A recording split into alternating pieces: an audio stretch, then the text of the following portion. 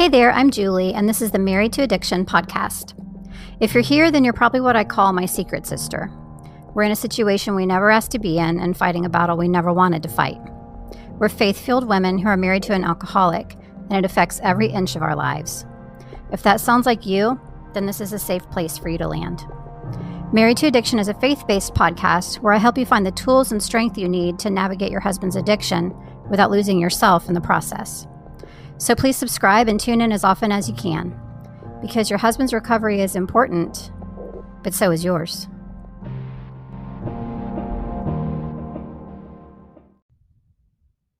Hey, I just wanted to read you a couple of things before we get started with today's episode. And this is not in any way, shape, or form meant to be bragging, but I just want to share this with you because I really think that it could give you some hope. These are a couple of the testimonials from members who are in my membership for Wives of Alcoholics called the Secret Sister Circle. The first says, I am so glad God called you into this ministry because I know it's what helped me and ultimately helped my husband. I'm in such a better place now than last year when I joined. This one says, even though things don't look good at the moment, I now know that I will not only survive, but I will thrive.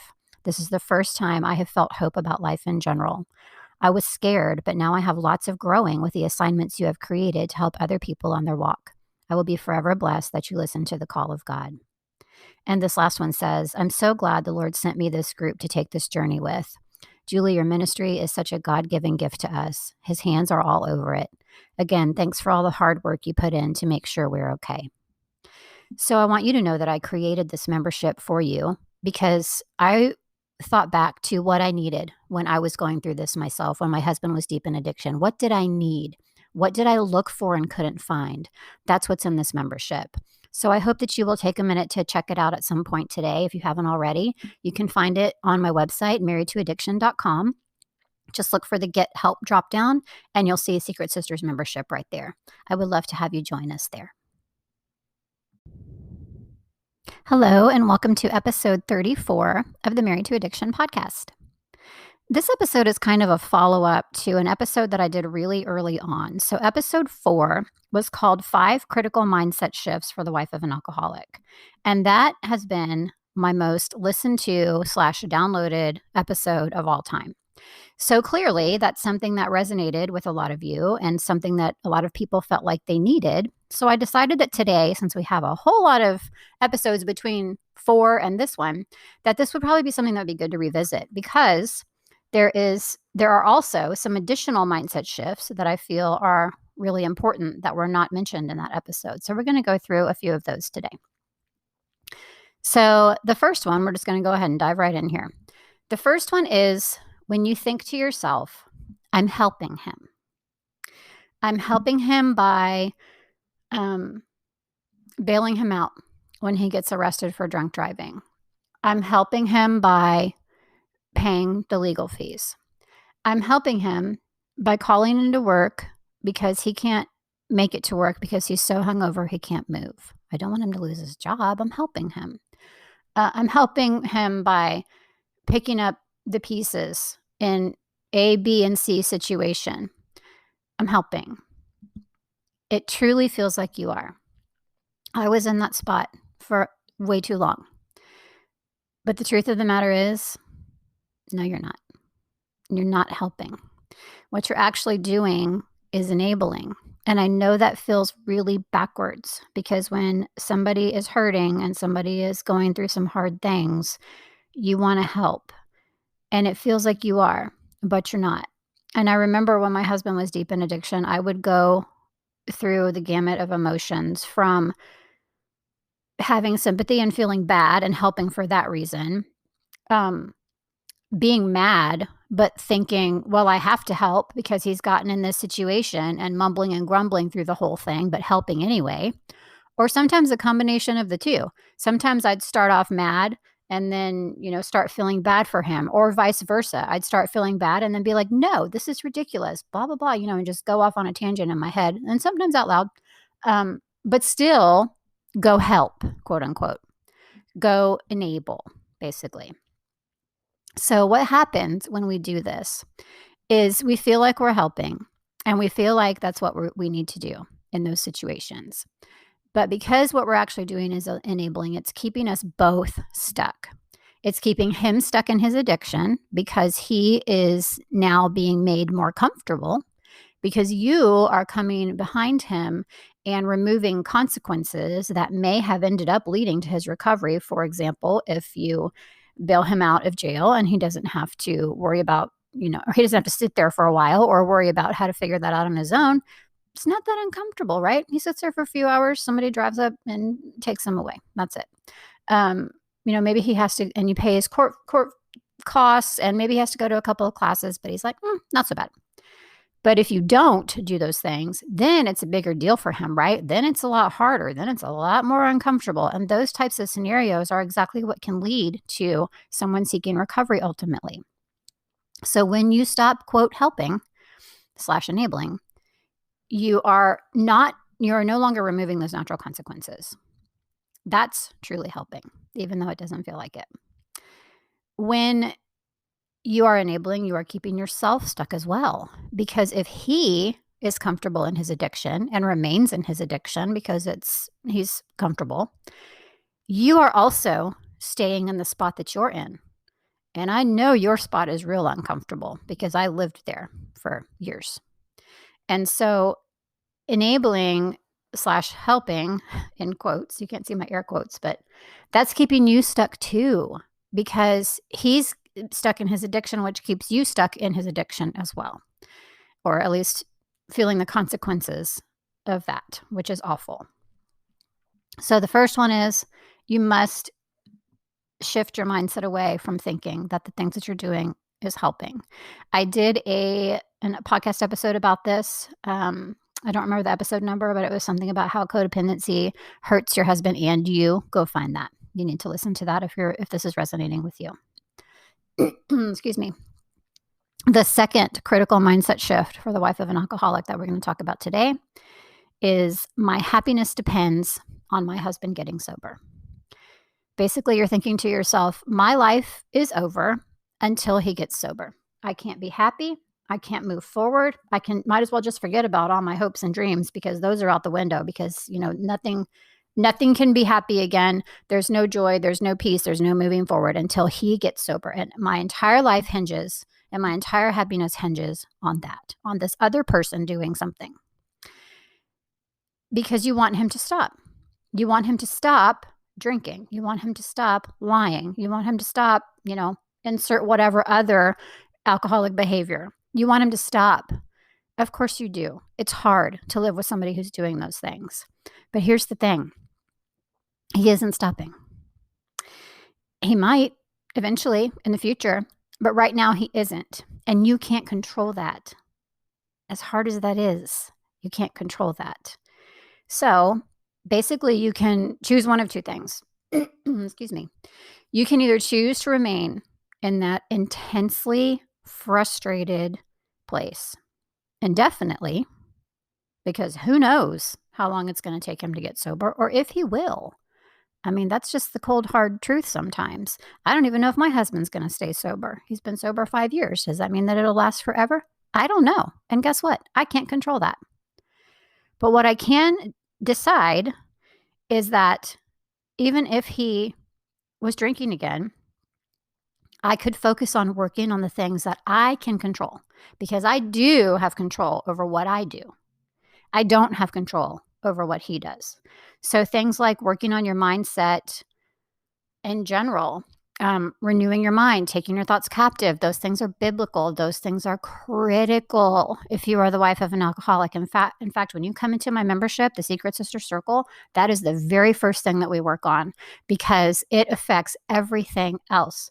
Every single thing starts with a thought, which translates into an emotion or creates an emotion, which translates into an action or a reaction.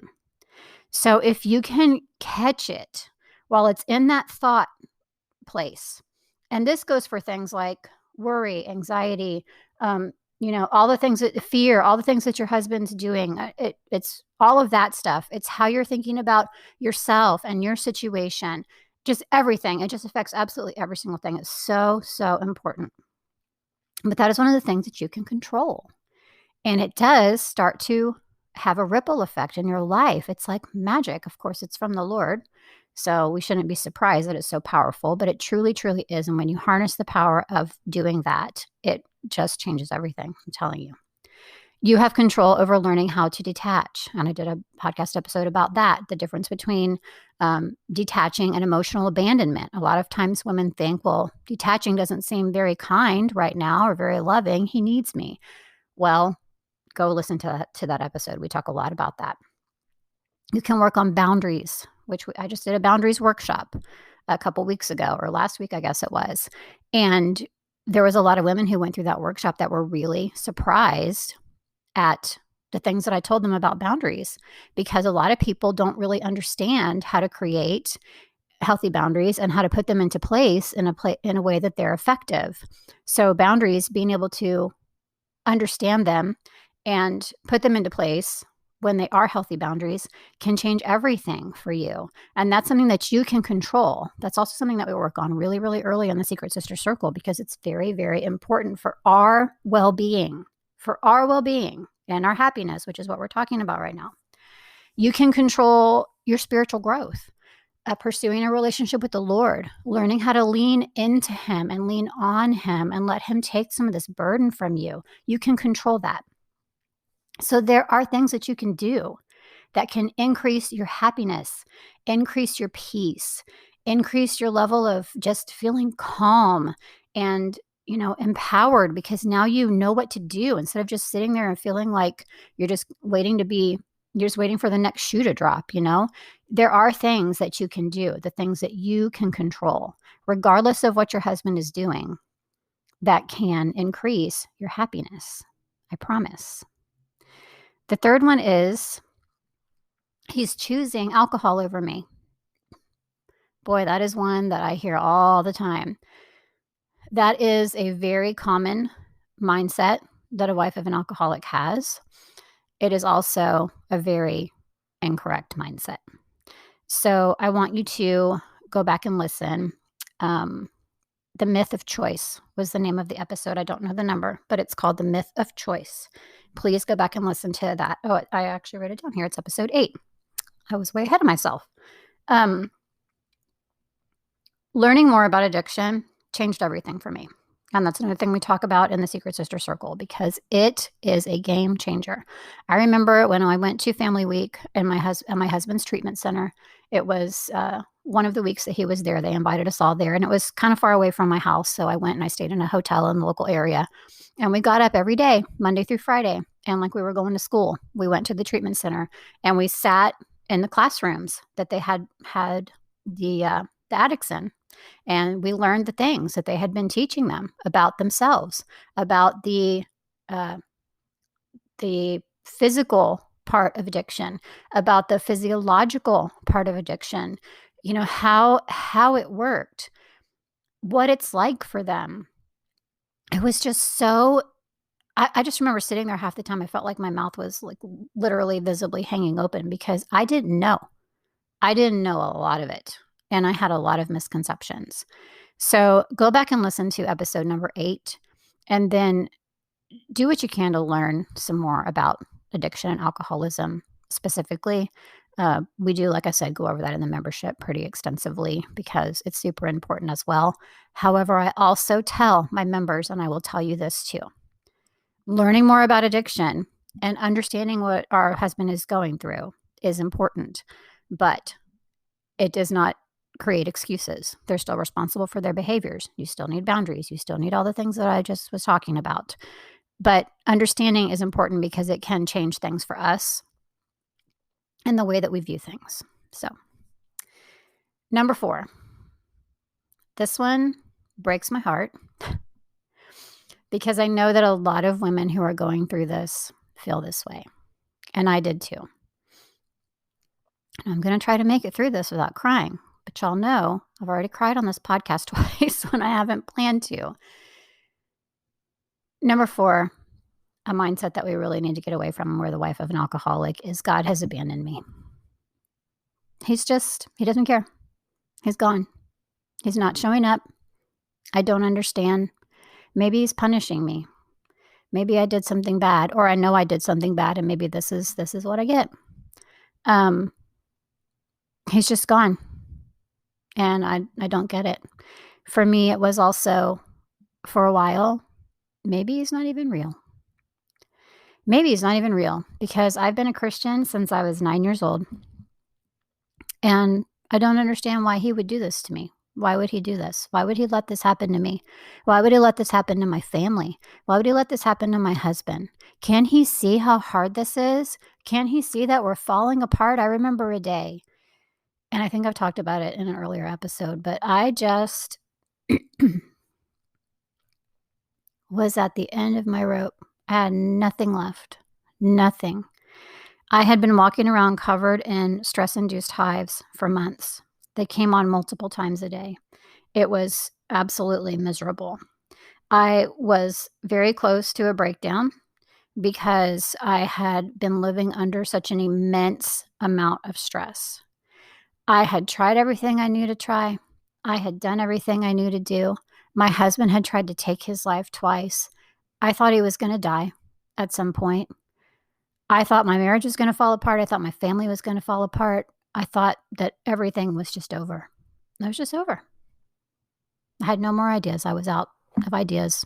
It was over. And God was gone. And so I remember standing in the shower, and I turned the water on almost as hot as it would go without scalding my skin because I just was so angry. I just felt like I just wanted to feel that hot water because I was just so angry, and I just stood in the shower and I screamed. I was not calling out to God in any sort of a loving God's daughter kind of way. I was screaming at God, help us. Help us. Why aren't you helping us? Just standing there, just screaming till my throat was raw. Because I felt like he was gone and I didn't get it. But I want you to know that I can look back now and I can see his hands all over everything that we went through. And I can see it so differently than I did back then. And I can see that he was there. And I can see the spots where he was now. And oh, yeah, that was God. And that was God. And that was God.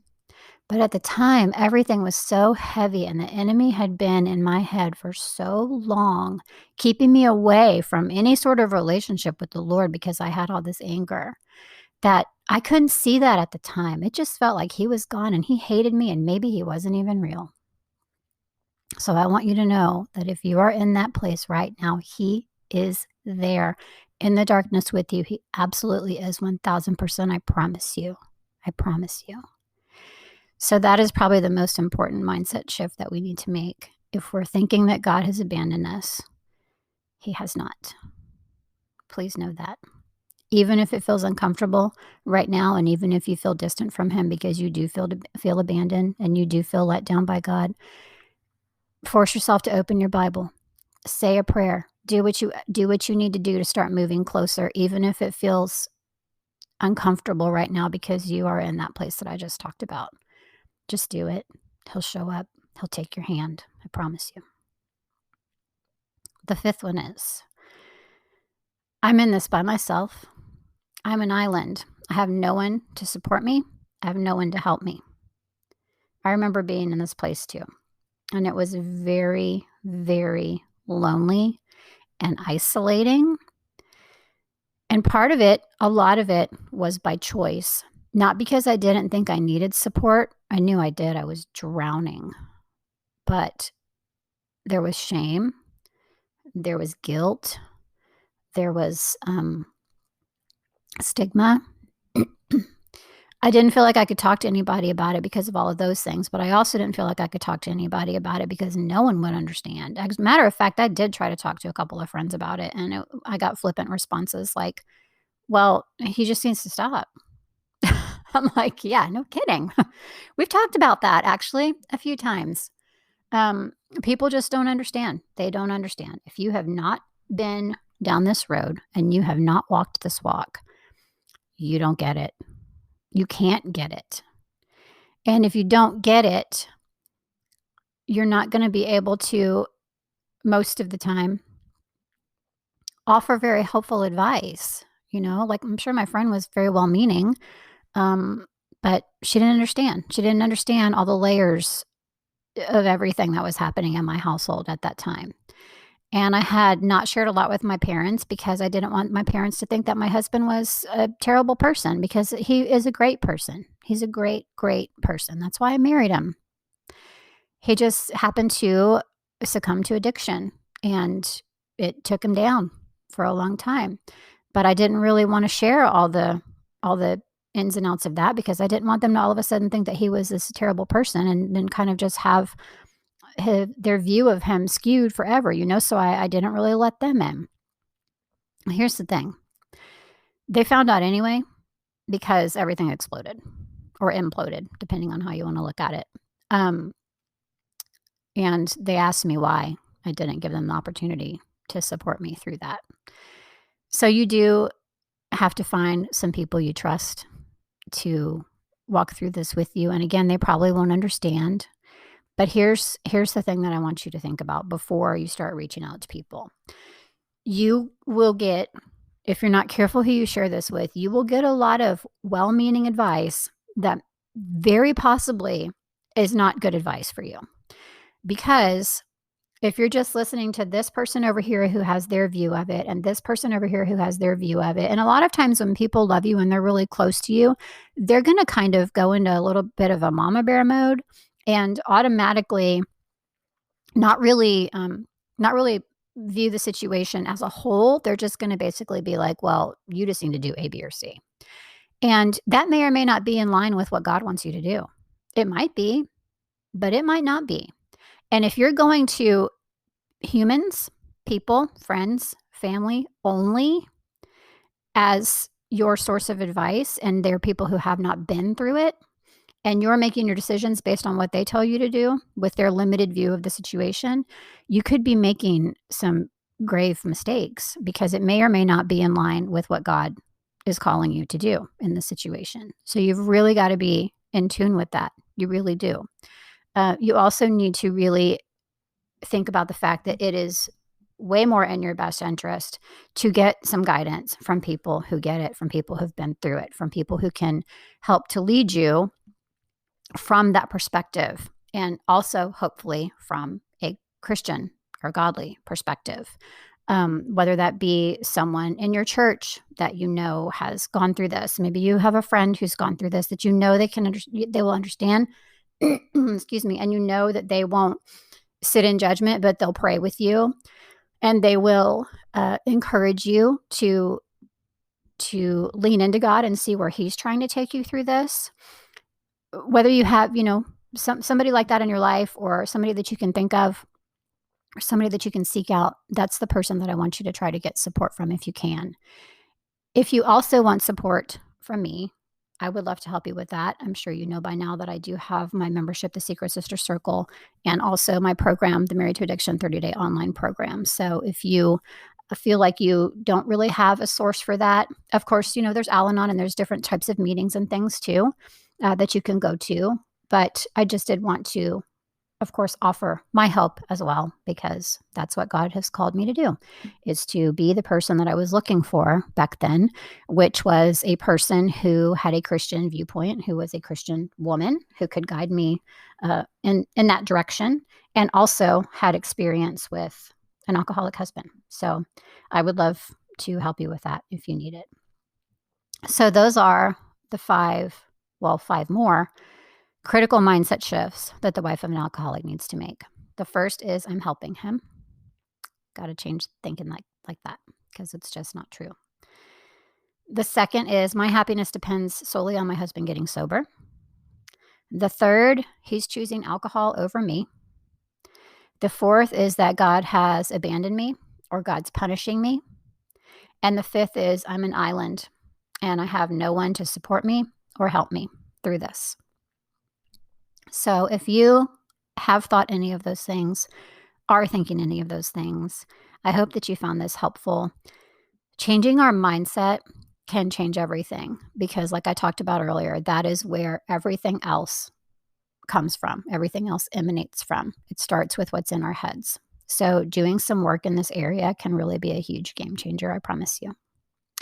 So I hope that's been helpful. As always, thank you so much for listening, and I will see you next time.